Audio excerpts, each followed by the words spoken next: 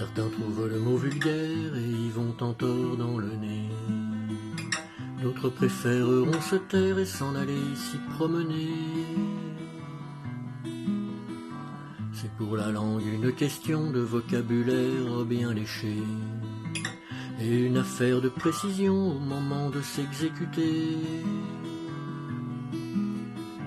Certains hommes y sont réputés, les femmes y sont incomparées, chacun son style en vérité, chacun jouit de sa liberté.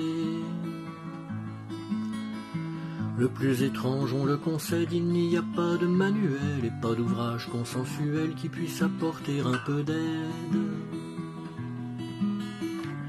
On en rêve ou on en plaisante, comme d'une découverte plaisante, mais bien peu sont finalement à parler du confinement. On peut dire qu'il va droit au but, c'est un mot court et efficace. Comment comprendre qu'hier vous pûtes lui trouver un côté salace?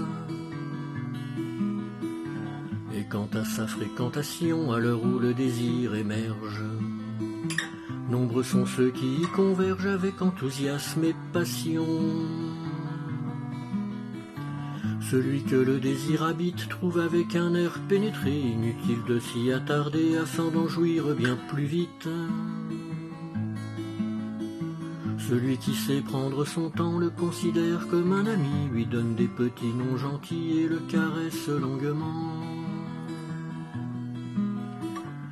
On en rêve ou on en plaisante, avec des formes élégantes, lorsque l'on sait prendre le temps de parler du confinement. La fleur, la rose, la scarole, la cave ou la salle de jeu, le saint graal ou bien la corolle, la vulve ou le caprice des vieux,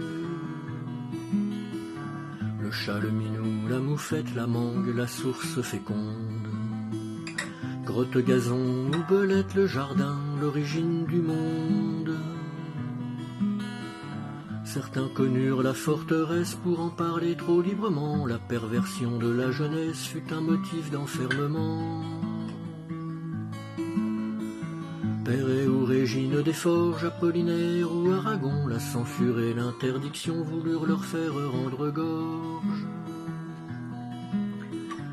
Qu'on en rêve ou qu'on en plaisante, même les procès qu'on intente n'empêchent pas finalement de parler du confinement.